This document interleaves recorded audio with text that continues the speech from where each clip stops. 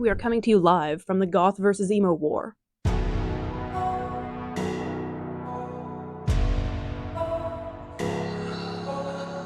This volume was long and confusing. I felt like I had to read it about 4 times before I really grasped what was going on. So bear with me if I got any of the action paneling wrong, because good lord, it's a bit of a mess.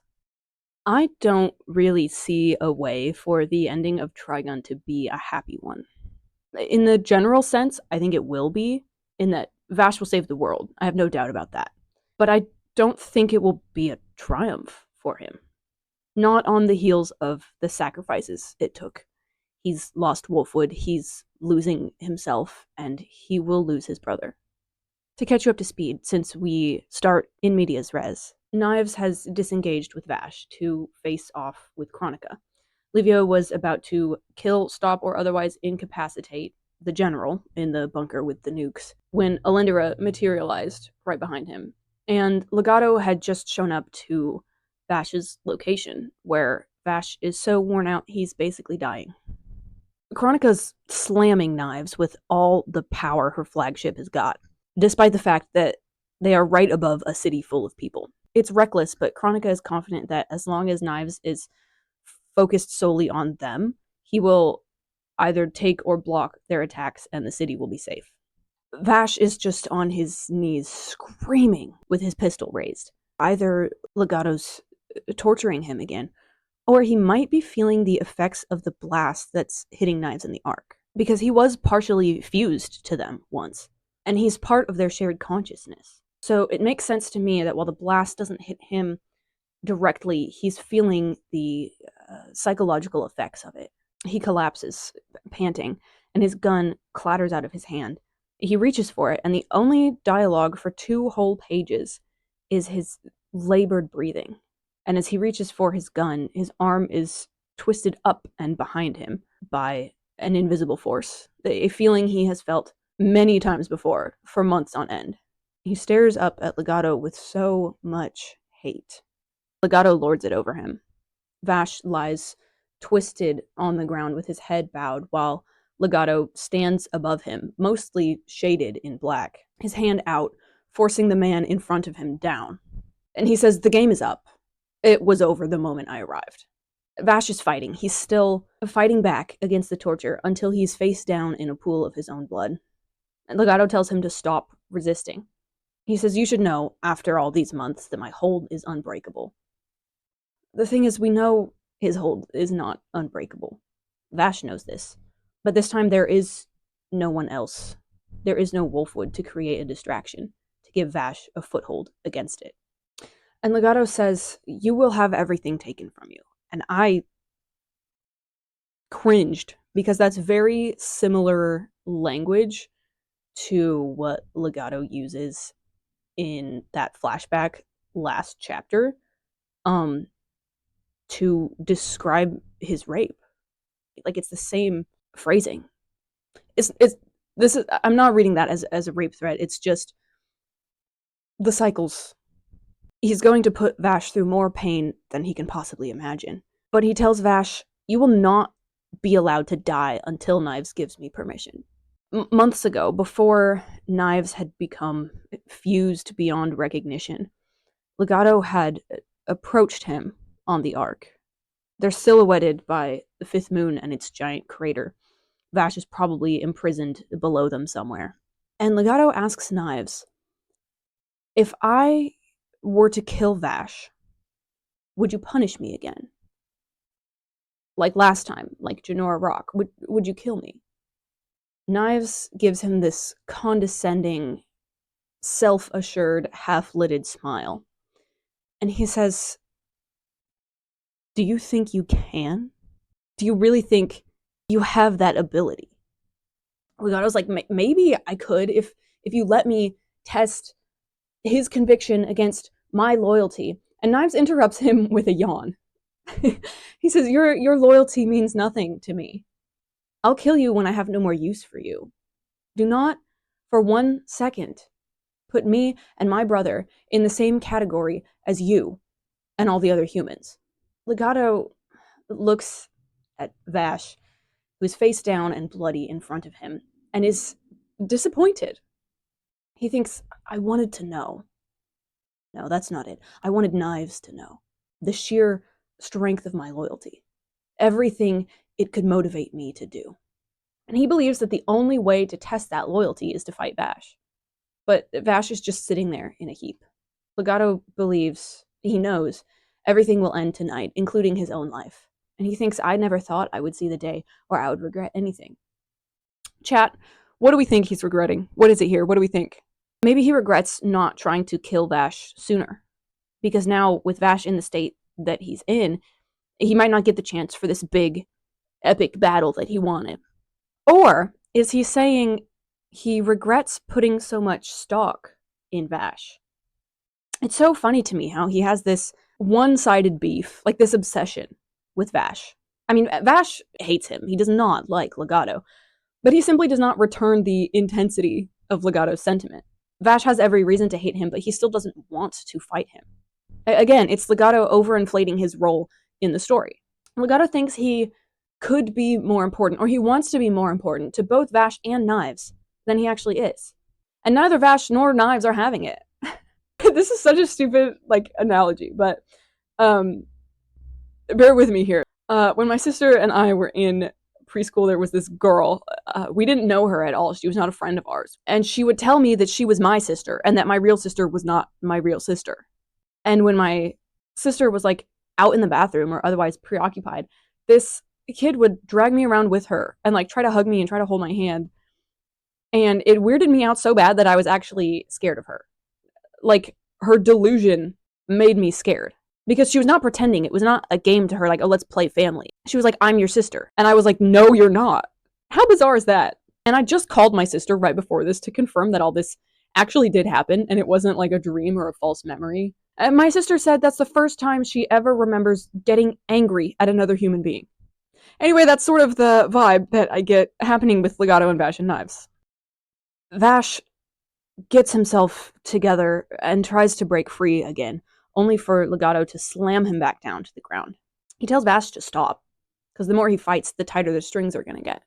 Okay, man. When he doesn't fight, you're disappointed in him. And when he does fight, you're like, don't do that. What is Vash supposed to do? Vash fights through the pain and constriction. His body is contorting, but somehow through sheer willpower and determination, he gets himself back up to his knees. And there is so much blood everywhere. Legato's like, of course you just keep getting back up. Of course you keep fighting. It's all you've done for 100 years. And he's kind of impressed. He kind of has to respect it. He wonders what kind of willpower Vash has that gives him the strength to go on, when the pain must be so great that he's beyond all reasoning or sanity. And then Legato catches a glimpse of something in Vash. Something that doesn't look quite right. Something familiar. Something that reminds him of a miserable slave boy with a shackle around his neck. Legato shoots his hand out and grabs Vash by the collar, yanking him up so he can see his face properly. His vacant, drained, hollow, desolate face. Legato starts to laugh, and he can't stop laughing because he knows that face. He's been that face. He is that face. That is the face of a man who no longer values his life in this world, and who does not care if he lives or dies. And when Legato's done laughing in Vash's face, he says, who would have thought that a man such as you would be so much like me? It's so crazy. It's so backwards. Vash represents hope and peace and love and forgiveness and the indomitable human spirit. But right now he is entrenched in despair. And Legato is a man of hatred and selfishness and nihilism. But right now he's experiencing purpose and even joy. It's a sick inversion. I mean, this chapter is called False Mirror because of that. And I was thinking that even though both of these men don't value their own lives, there is still such a difference in the way that they devalue themselves. Like, is that an insane thing to say? Vash right now is in a dark moment. There are times where he believes he is worth nothing, times he wishes he were dead. But that's not a permanent fixture in his life. It can't be, because how could he keep going for 150 years if he truly believed that? There are times when Vash does experience the joy of living and connection and friendship and does value all of those things and does value himself. Vash has his ups and his downs, and right now he is very down. But I think Legato exists in sort of this lasting state of worthlessness with no regard for his life. Because the thing that gives him purpose is Knives, and Knives hates him. Then Legato's like, Lord Knives, forgive me for what I am about to do, but I can't hold back any longer. And he snatches the box with the coins out of Vash's coat. He says, I made a bet with myself. Could you kill all the Gung-Ho Guns and get all the coins? Congratulations. You did it. Get a load of this guy. Does he know Vash killed none of them? 2 of them are still alive. And Legato himself killed like 2 or 3 of them. So like, whatever, man. So Legato pushes the button on the box, and nothing happens. Vash is just standing there, stuck in this position with his arm like twisted out behind his back, while Legato explains the grand plan. The box generates a magnetic field that completely shuts off Legato's ability to manipulate his wires. He puts it back into Vash's pocket, and he's like, this will prove the extent of my loyalty. I'm simply too strong, you see, to have a fair fight against a single opponent. Without this handicap, it just wouldn't be as fun. And Vash just says, what? Pissed doesn't even begin to describe it. Vash is incandescent with rage. He's so disgusted that Legato played with 12 human lives, far more than 12, actually, for a game.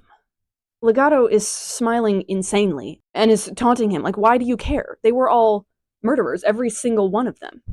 He's excited because this rage is the first emotion he's seen out of Vash. He wanted to get a response out of him. So, in a way, Legato now has Vash right where he wants him. With that, he releases Vash and promises that his powers will never touch him again. As soon as Vash is free, he whips his gun to Legato's head and says, let me through right now. Legato opens his mouth wide and bites down on the end of the gun, and he's like, okay, shoot my brains out and you can go right now. Vash tries to pull the gun away, but Legato's biting down on it so hard that veins are bulging in his face. I hate this. I hate the way he's drawn so much. It's so gross. There's always nasty mouth stuff going on with Legato. It looks like then he uses his foot to toss up the handle of his flail and catch it. Have I talked about the flail? This is Guernica. Everybody say hi, Guernica. She looks a whole lot like the big lady who was carrying Legato around in his coffin.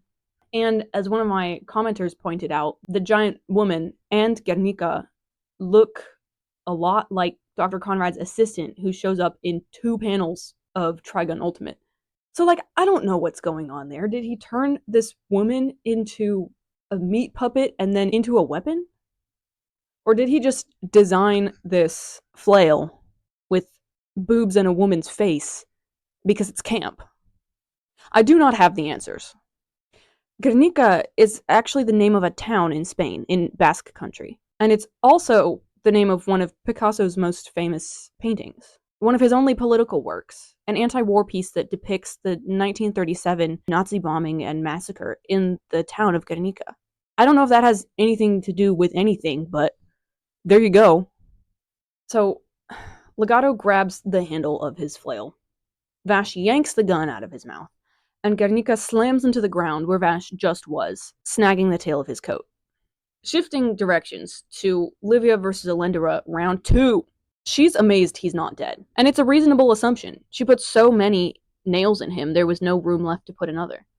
but Livio is the most indestructible human being to ever exist. They're in a bit of a standoff.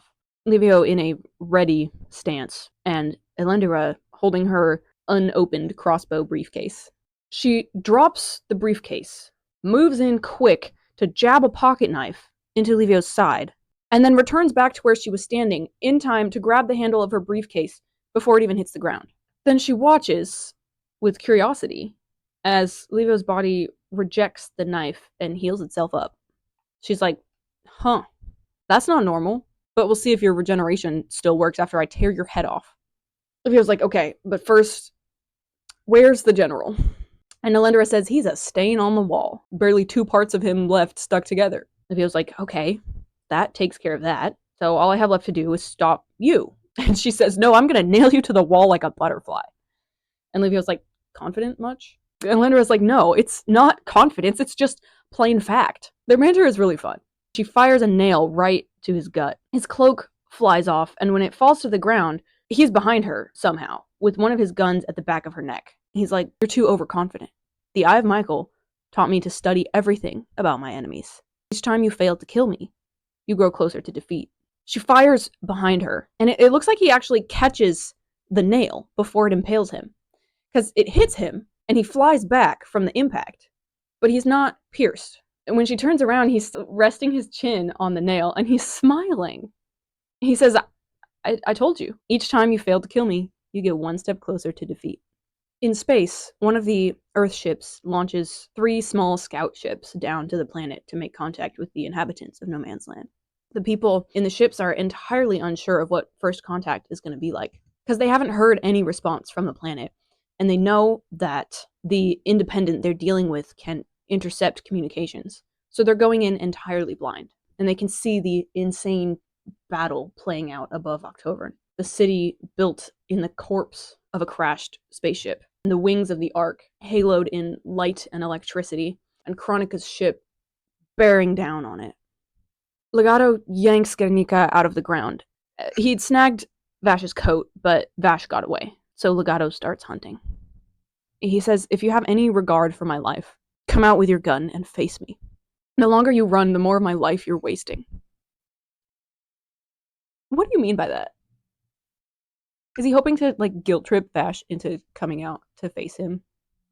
Because I do think Vash would be perfectly content to run and let Legato expire on his own.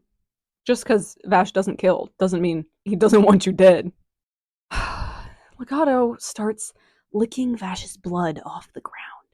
It's always some nasty tongue thing with him. He's calling out to wherever Vash might be, saying, I'll be dead whether you kill me or not, but just give me the chance to go out in a blaze of glory. And there's no response from Vash, obviously. So Legato starts swinging Guernica around, breaking through the wall that Vash is hiding behind. And it almost gets him in the face, but he stays still and does not reveal himself. Legato's tweaking. He's like, I have to know. I have to prove which one of us is better. Vash is completely silent, completely still. The look on his face is just mortified. And then Legato, what he basically says is, tell me, Vash, do you think if you didn't exist, that Knives could have loved me? The scream I scrumped. I guess, yeah, that's been the implication the whole time. But for him to just say that out loud to Vash? Reader, I screamed. There is no reaching Legato. He lives in his own world, this false reality he's constructed where he's Vash's rival for Knives' affections.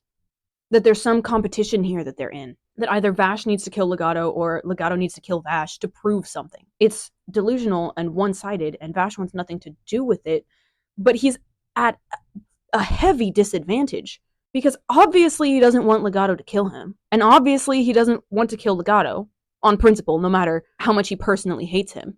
And as much as Legato claims he's leveled the playing field by giving himself a handicap, this was never going to be a fair fight. Because the outcome, no matter what happens, is that Legato wins. If he kills Vash, he gets the victory he wanted, and then Knives kills him. If Vash somehow kills him on accident or on purpose, Legato still wins, because he proved something. He went out in a blaze of glory like he wanted.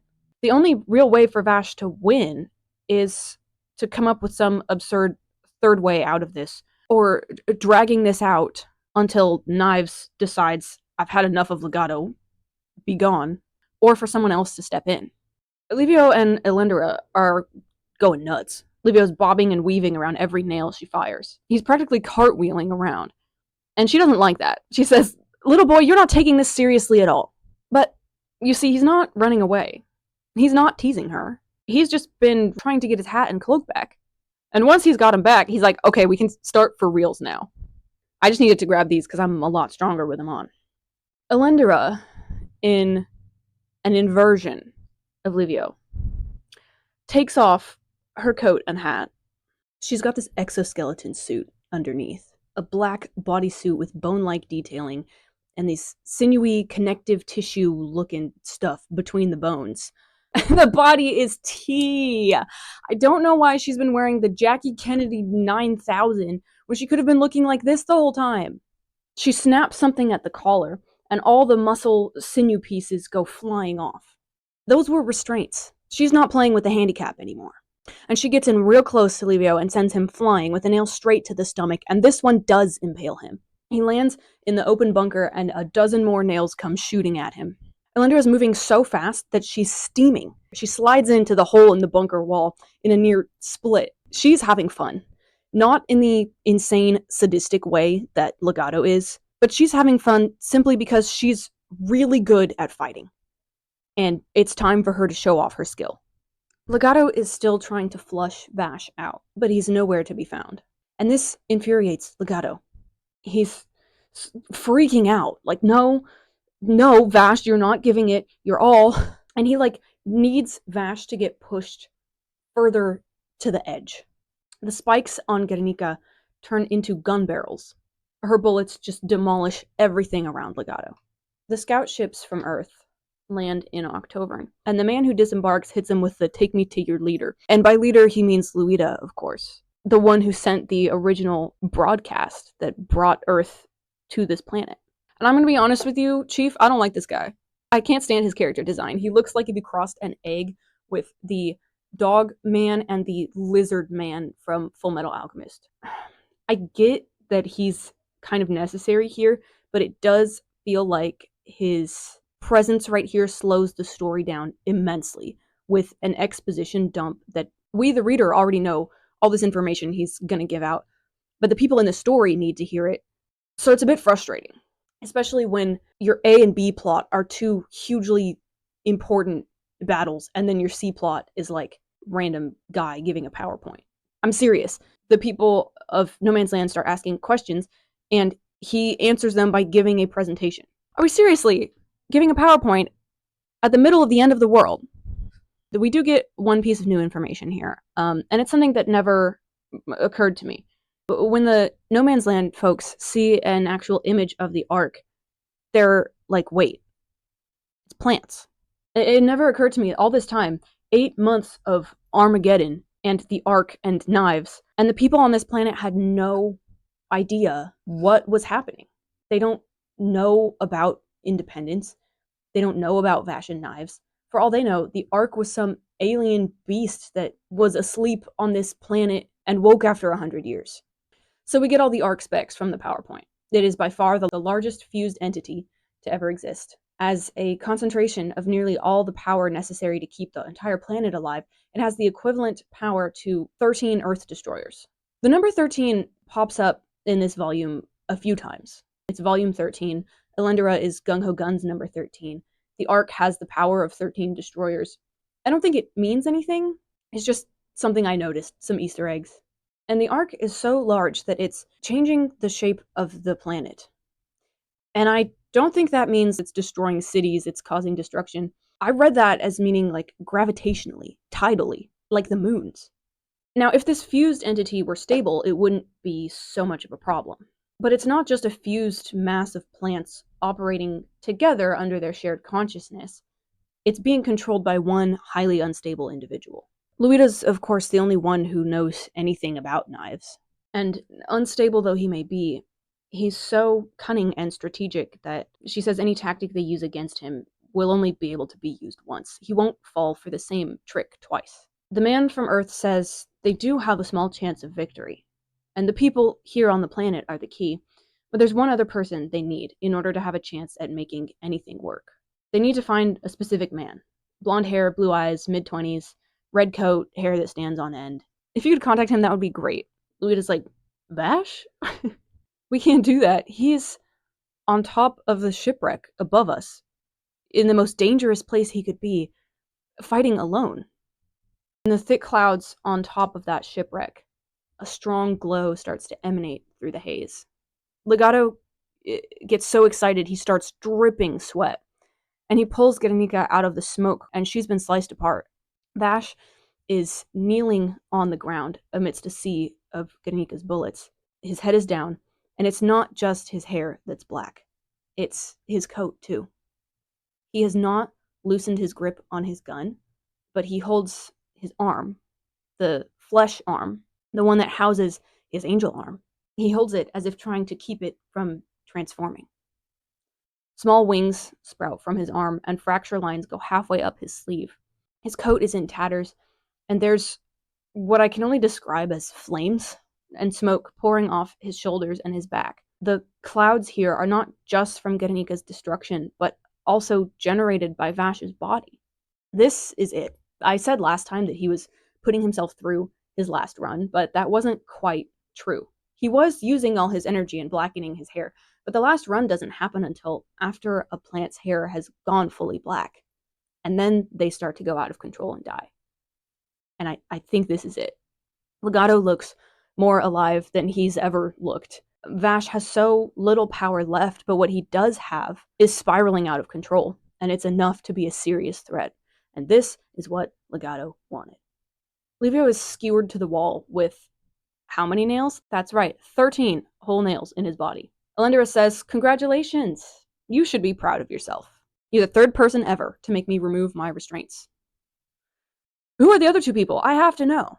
She's about to crush his head to make sure he really stays dead.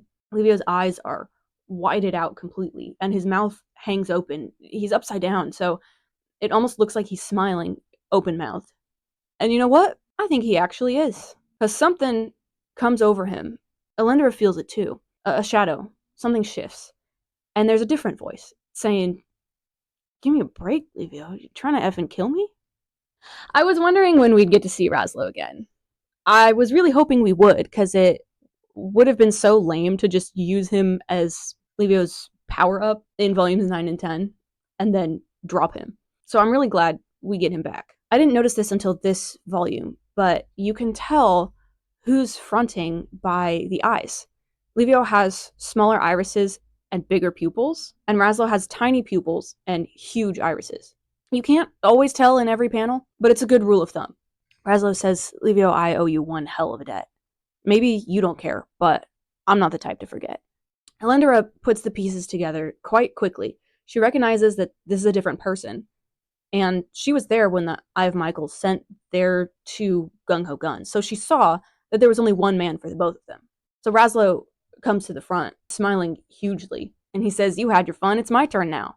He launches himself off the wall, nails and all, flying past Elendora. She shoots at him, and it almost looks like he grabs her from behind, and he blocks the nail she fired at him with the head of one of the nails that's already inside him. Then there's a big spray of blood, and he falls back in pain. So I'm not quite sure what happened there, but he still only got 3 nails in him. So she didn't skewer him again. I think maybe the nail she fired that bounced off the head of the nail, scraped off the head and cut him up. But if anyone out there has a better grasp on this part of the fight, let me know, because despite his injury, Raslo is having a great time. He's squatting in front of Elendora like a dog that wants to play. He's like, come on, let's go. Livio had put the lid, so to speak, on him so tight that it wasn't until Livio basically died that Raslo was able to break his way out. And now he's doing his thing. They're both so fast. Elendora without her restraints, and Raslo in his element. He's not used to wielding Livio's double fangs. They're way too light compared to his punishers, but it's barely a hindrance. He rushes Elendora and she blocks with her crossbow. He kicks it and sends her back to the wall where he was just pinned, and she's caught between his onslaught and the nail-studded wall. But she stops him with a finger to the forehead. She says, "You need to grow up, little boy." She's glowering with this insane aura, and she grabs Raslo's face. Forget the nail crossbow. Elendora's true power is that she triggers visions of fear in her enemies. It doesn't affect normal, everyday people, but when someone with a strong bloodlust comes up against her, this power is activated proportionally. The stronger the bloodlust, the stronger her response. Raslo, with his thirst for violence, sees and feels hundreds of nails pounding through him until he's nothing but split organs and a severed head. In reality, Elendora just grabbed his face and he falls, but he feels the pain of that vision physically, as if it actually happened. She puts another nail in him while he's down for good measure. So it was Elendora in Volume 7 who hit Wolfwood with that painful vision of crosses and chains smashing into his body. He thought it wasn't her because she wouldn't care enough about him to target him specifically like that, but it had to be her. This sequence is such an insane series of panels. There's so much to love here. The bone gooch on Elendora's bodysuit, her power stance, the sheer amount of detail with which Raslo's organs are drawn, the dramatic realism on the panel where he falls, which really adds like weight and physicality. This crotch shot of Raslo getting impaled, it's great. Part of the fun of this fight is just the sprinkle of horniness throughout. I mean, reading the end of this fight had me like,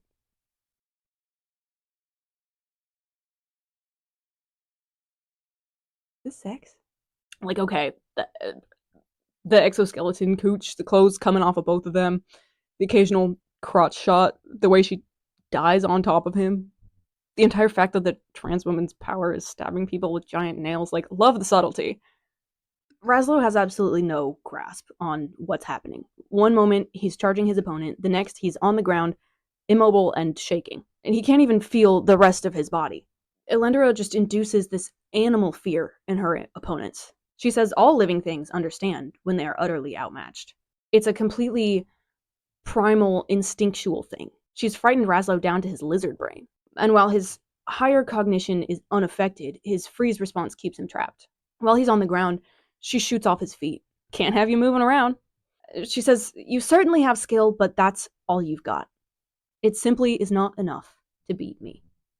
And she cracks him on the head with her crossbow, and it dislodges something from his pocket.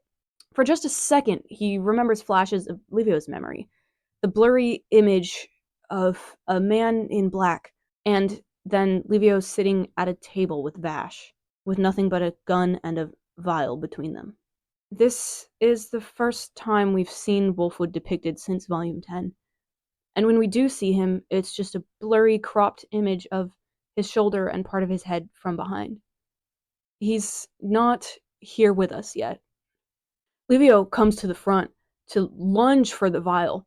At the same time, Elendora thuds a nail through his back, into the sternum, like almost up through his throat. I think he actually bites through his tongue in this panel. He rolls to the side to grab his weapons, and gets up on his knees to face her. This panel, first time I saw this panel, I was like, I hope this doesn't awaken anything in me. Elendora's pretty perceptive. She notices that they've switched again. Now that he's back to the front, Livio starts talking to Raslo in their head. He's like, "Why are you here? I said I was going to do everything on my own, and yet here I am still dependent on you. It's pathetic. I've been using you for my own gain, and I'm really sorry, Raslo."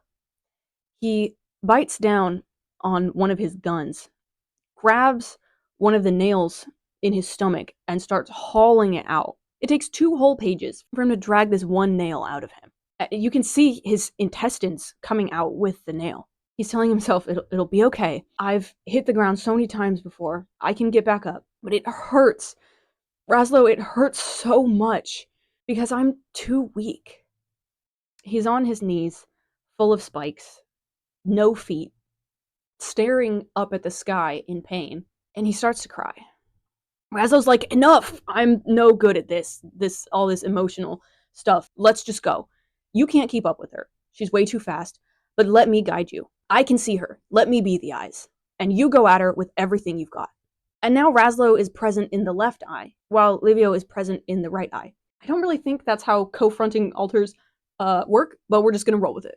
Elendora starts to move again, and Livio can't track her, but he lets his body move automatically with Raslo's guidance. He fires off behind him to the right. Elendora blocks it with her crossbow. She's furious, and Livio and Raslo realize it's working. Whatever thing they're doing together is working.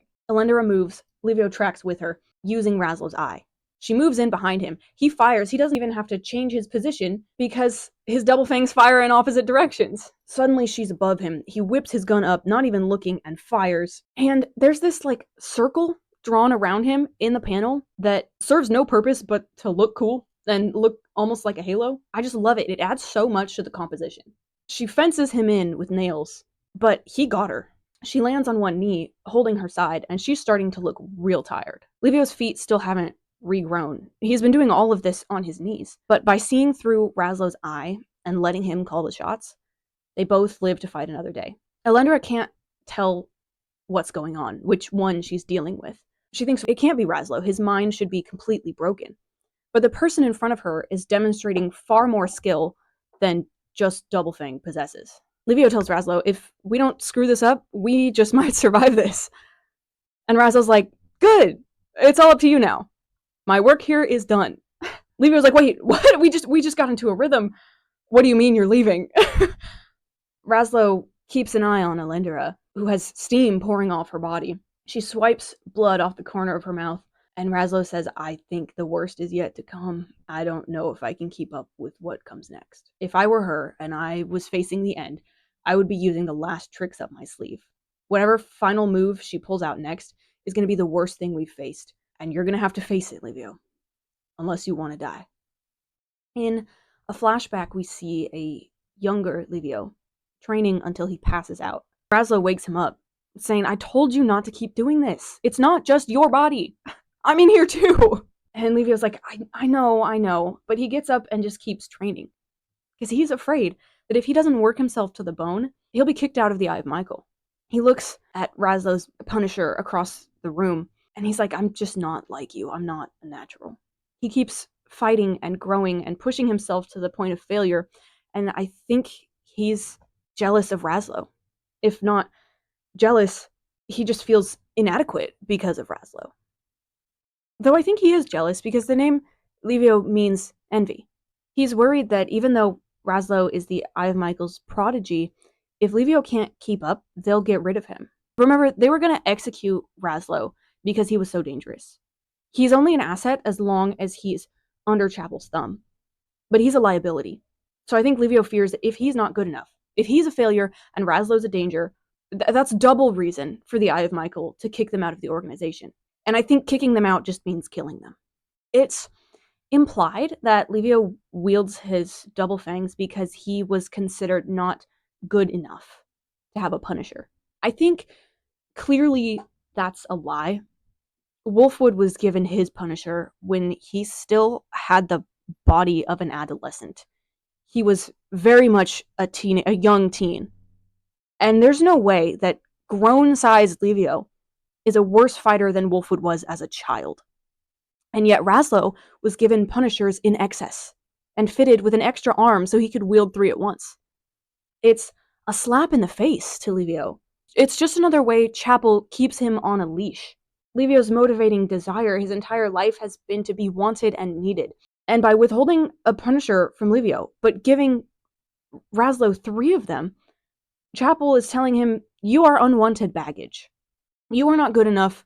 You will never be good enough. And I would do away with you if I could. You're just here as leverage against Wolfwood and a container that gives me access to Raslo. If Wolfwood hadn't killed that old man, I would have done it myself. As Elendora readies her attack, Raslo asks Livio, am I the strongest? Tell me, am I the strongest? And Livio's distracted. Like, why are you asking me this right now? We have more pressing matters. But he answers, yes, you're the strongest. And Raslo makes him say it again. Louder. Yes! Yes, you're the strongest. We get a montage of young Raslo training, just like the one we just got of Livio. And Raslo says, that's right, I'm the strongest. But the two of us are a pair. We're the strongest. So that means you're the strongest too. So he's ready. They're both ready when Elendora comes at them. Her aura is like this miasma around her. When it hits Livio in a vision, it strips his face to the bone. When he's still in the throes of the vision, she disappears. He fends off blows from all around him. And as soon as he's wondering if he did it, if he survived, boom, she's right there in front of him. The back panels come off her crossbow. You can see the mechanism loading another nail in place. She almost bisects him with it. His arm is gone. She hurls him through the wall where she had pinned him before, and he squelches to the ground in a pile of his own guts and blood. I think the reason Raslo is physically kind of useless in this fight, even though he's the big fighter, is because he took so much psychic damage from Elendora. That's what he does, right? He takes the pain that's too much for Livio. He's the container for their trauma. So I think he can't do much in the fight right now because he's taking on the psychic burden. Because Elendora's second evil blast seems much weaker than the first one. So I wonder if Livio just got a taste of it there because Raslo took most of it himself and then faded to the background to let Livio finish the job. Or maybe Raslo was already gone by then, and the blast was just a lot weaker for Livio because it's proportional, and he's not nearly as bloodthirsty as Raslo. So he was, in a way, able to be stronger because he's weaker. Well, not weaker, but like less violent, less of a fighter. With Livio in the abhorrent state he's in, Elendora is victorious, but it's taken a great toll on her. She's bleeding from the mouth and ear and is still dealing with the side wound from earlier. She approaches the bomb in the bunker. It's covered with blood and intestines. I thought maybe this was the remains of the general, but probably Livio's guts, to be honest. Which is crazy because he's all the way back there.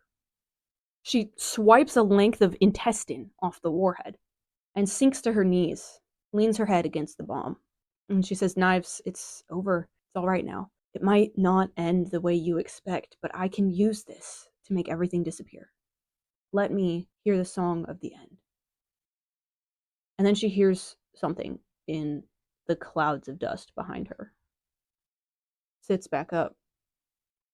There's no way. She stands up and starts looking around, and a hand shoots out and grabs her shoulder. She catches it by the wrist and grabs the face of the interloper. And she's just incredulous. How are you not dead? Livio's got shattered ribs poking out. That nail is still lodged in his sternum. But he just starts laughing, and he's like, this is the first time I've been able to get my hands on you. She says, so what? You can't hurt a fly the state you're in. One of his feet is still clean gone. His torso is attached to his lower body by like a couple flaps of skin, and his right arm is still nowhere to be seen. He's thinking, Elendora, you're gonna lose. Not because you're weak, but because you're just too strong. We help each other. And that's why you're gonna lose. To me, to Raslo, and to him. He swallows down Wolfwood's last vial and lets his foot give way from under him, letting gravity take him down onto his back, sinking along the length of the nail protruding from his throat. Still with his grip on Elendora, and her grip on him, dragging her down on top of him, and goring her chest on her own nail. It was the only nail she put through his back, the only one facing out. It was the one that she fired when he rolled over to grab that vial. It was the reminder of Wolfwood that put him in a position to defeat Elendora. Elendora dies on top of Livio, a tear welling in her eye. She's repeating, this can't be the end. I can't die like this. But she dies pinned to him, with her hand in his hair and her head on his shoulder. And once it's over, Livio starts to cry. He can't get up in the state he's in, so he just lies there and lets his body start to repair itself. He says, I did it, Nicholas. I couldn't let you down. Did you see me?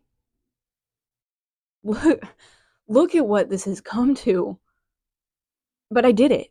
I've done what I can, and I'm sure Vash can take care of the rest. This was a fun fight. Even though it does feel a little bit like a side quest. Not the fight, but like the whole thing with the nukes. It feels like a bit of a tangent from the main thing, but ideologically, what's happening here? Most, if not every, confrontation in Trigun is a representative battle. There's something more going on than just what's on the page, right? With some, it's more obvious and it's spelled out for you, like this scene with Vash and Raide and Wolfwood, where throughout the fight they're actually talking about ideology on the page. Others are obvious but not directly spelled out, like how Vash and Legato's fight is representing hope versus despair. And other fights take a bit more digging to get down to the meat.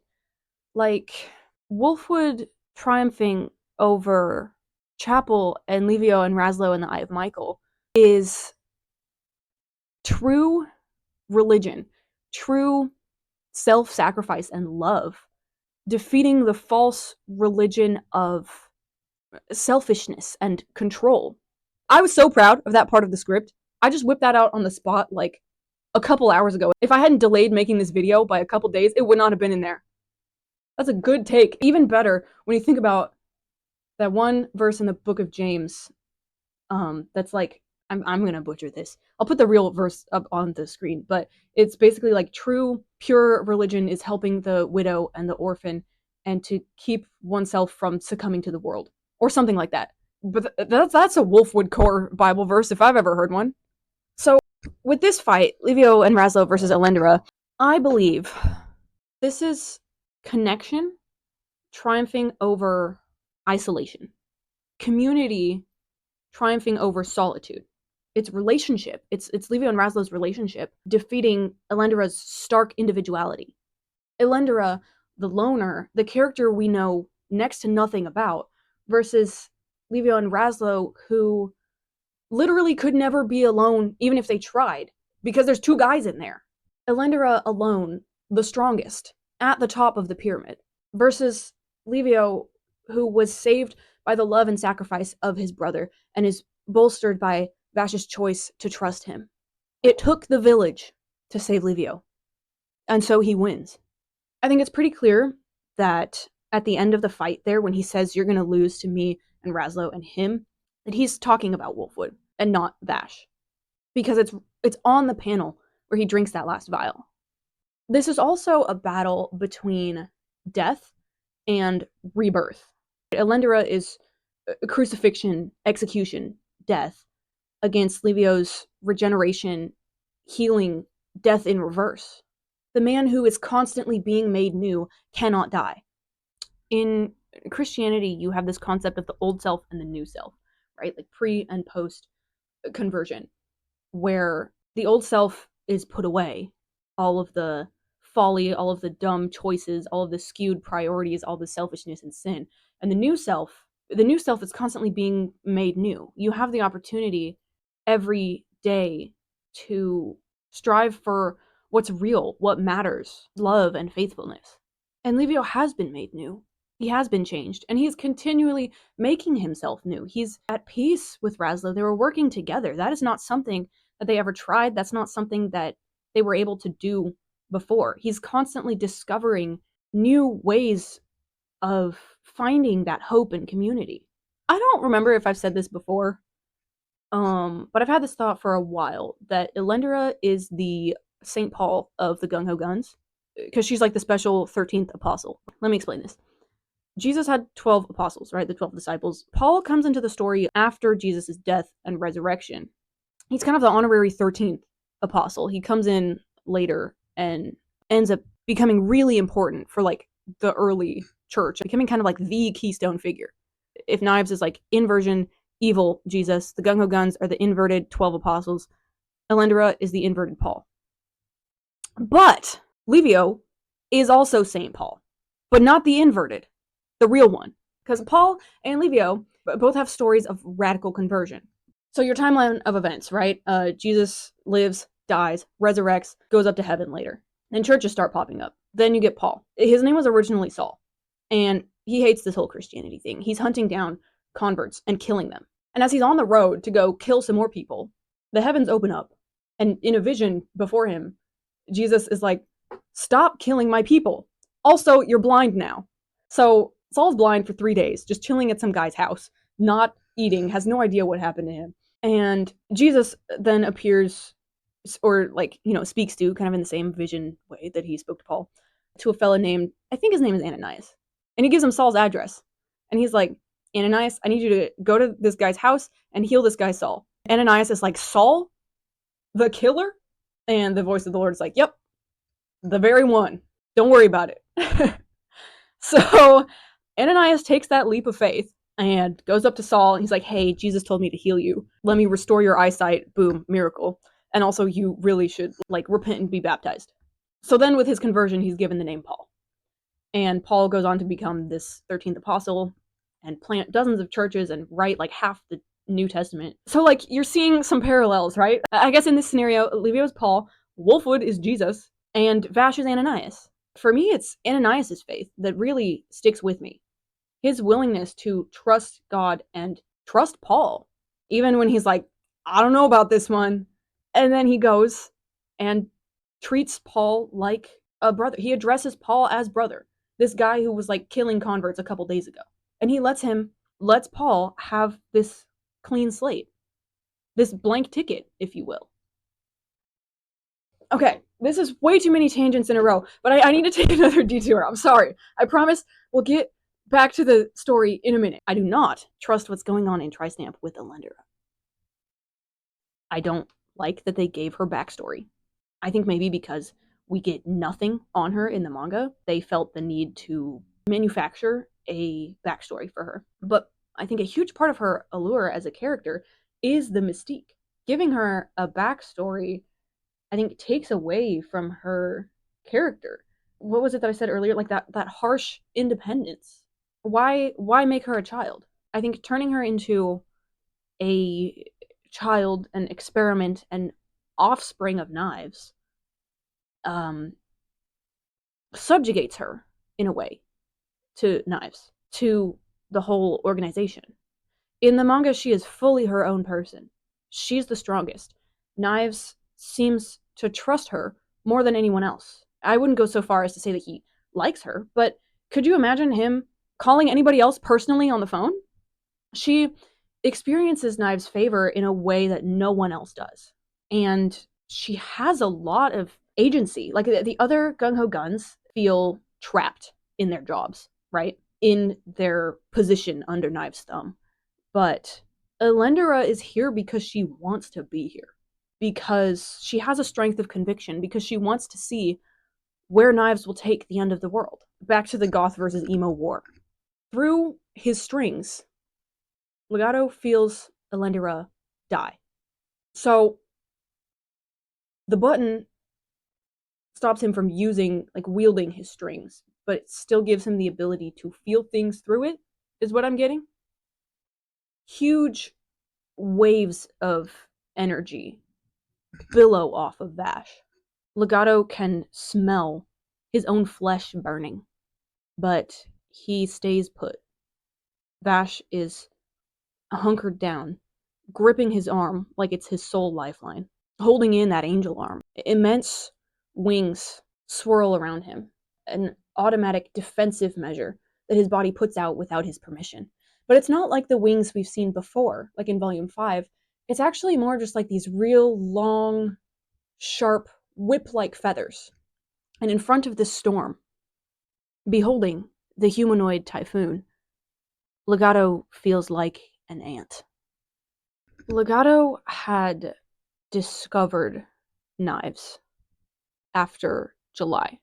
He and Conrad reached the city and found it completely annihilated.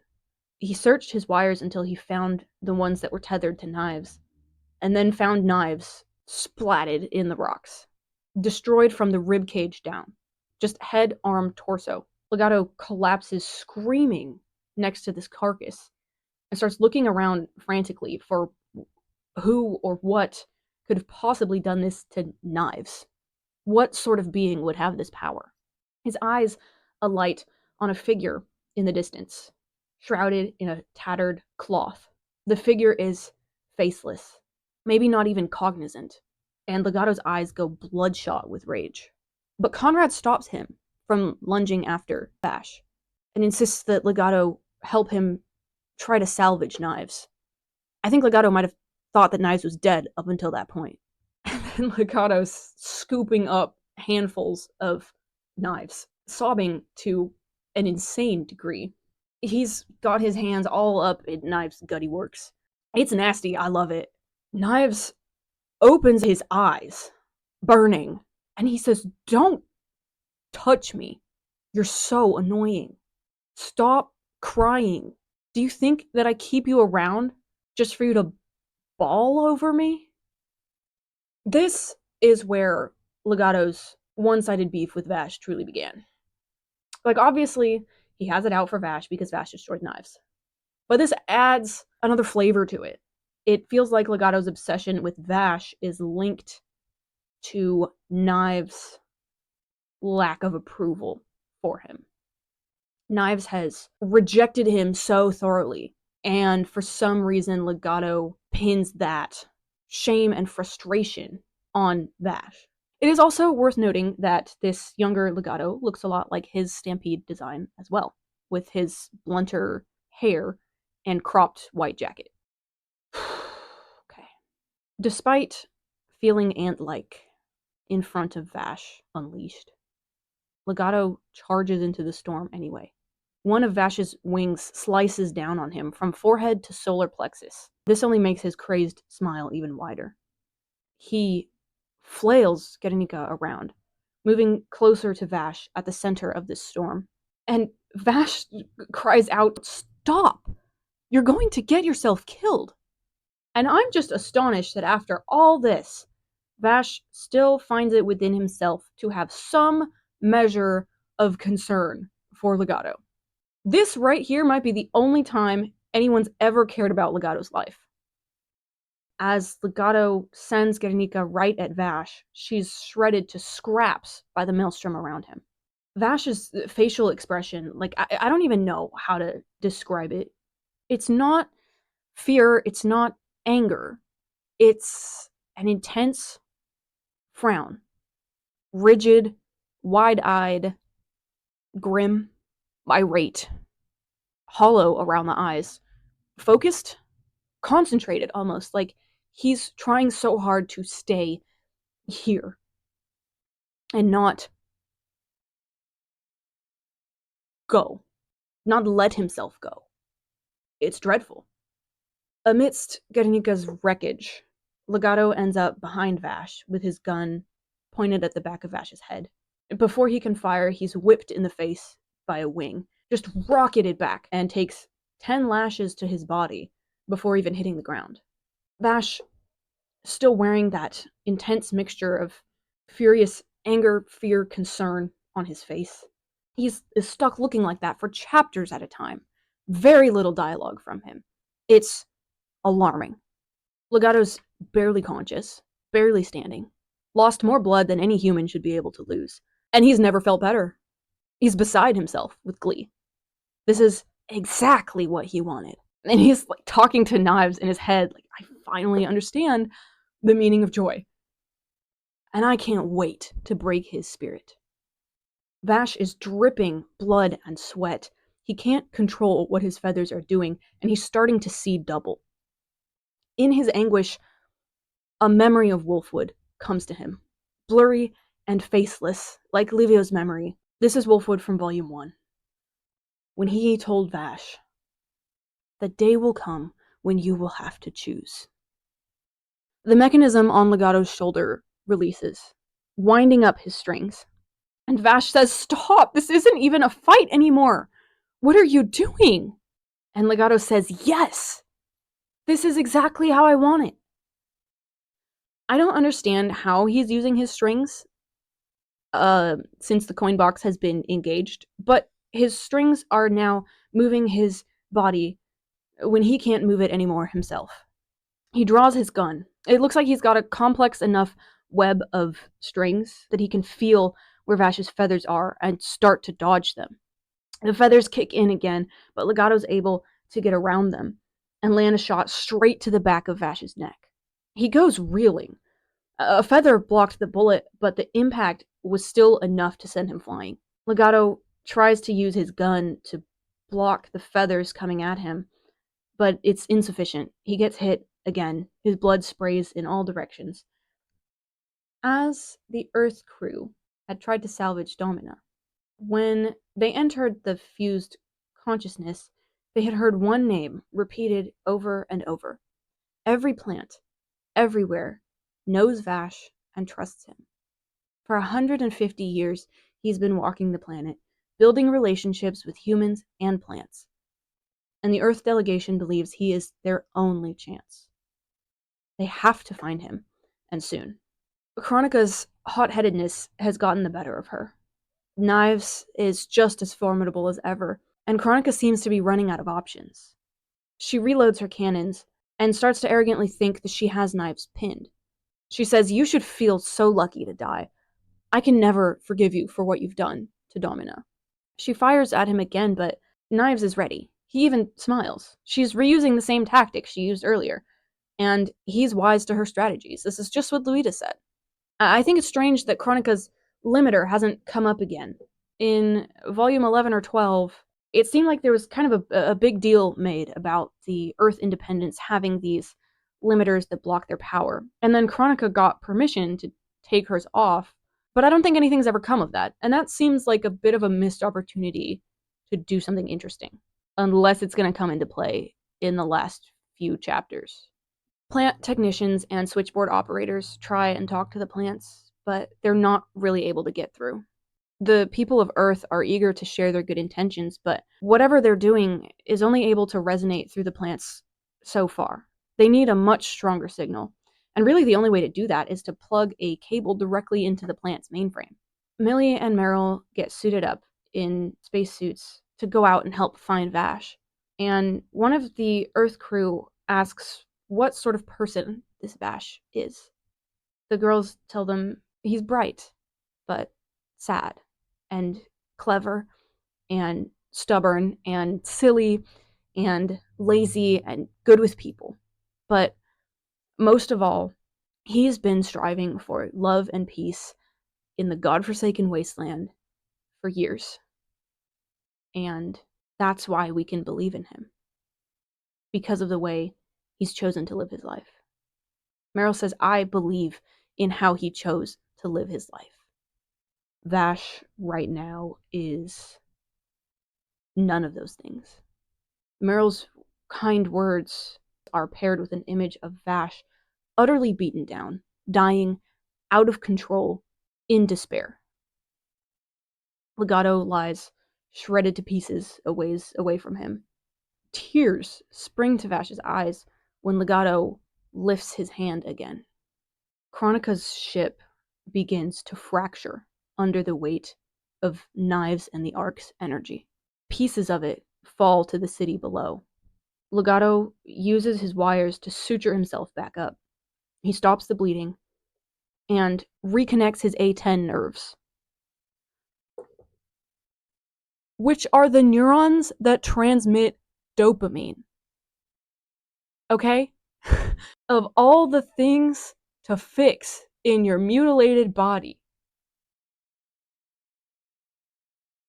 it's the dopamine receptors? What the hell? That shook me. That's crazy. That's so him. Unbelievably, Legato gets back up. Barely. I mean, he looks like a zombie. He tells himself, one more shot, and I'll put myself to rest. Vash begins to walk toward him. Terrible, blinding, like the event horizon at the heart of a black hole.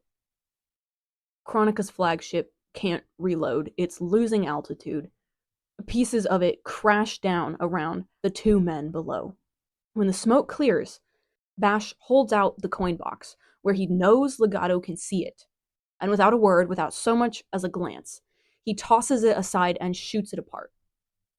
He will not play the game, and as pieces of the ship thunder to the ground, Vash and Legato run at each other one last time. Dead man versus dying man. Conviction against devotion. White against black. Hatred against love. And that's it. That was a lot. I think this might actually be the longest I have ever recorded for. I'm wiped. I don't really have much to say in closing. I've got some art. Here's an absolutely tragic volume 10 piece I did a while ago that kind of blew up. I just realized I forgot to pick a song for this one. I can't think of anything on the spot, so I'll just put one in later if I think of something. Moment of silence for me to do a voiceover talking about the song I picked for this volume. This one will be Flesh and Bone by The Killers. Okay. I can't believe I've got one volume left. This has been such a part of my life for so long. I've been putting off reading the last bit because I don't want it to end. I think it's probably gonna leave me in a funk for a while. Even if I'm wrong and everything does end in happy fun times. I think just the fact that something that's been such a big part of my life for almost 2 years is wrapping up is gonna affect me in some sort of way. But I will leave you all with something Naito Sensei said in one of the stupid little comics that he puts at the end of the volume. It's something that he said in jest, but I found it profound and kind of inspiring. He said, "Creation is the act of filling a void born of depression and the thirst of desire." You know what? Hell yeah. And I am eternally grateful for Naito Sensei's void born of depression and the thirst of desire. Because without it, we wouldn't have this tremendous story. And I'm just so grateful that me and Trigun crossed paths in the way that we did at the time that we did, when I needed it. So, thank you for watching, and I will see you next time for the end. Hunter Schafer Elendora Agenda. Can anybody hear me?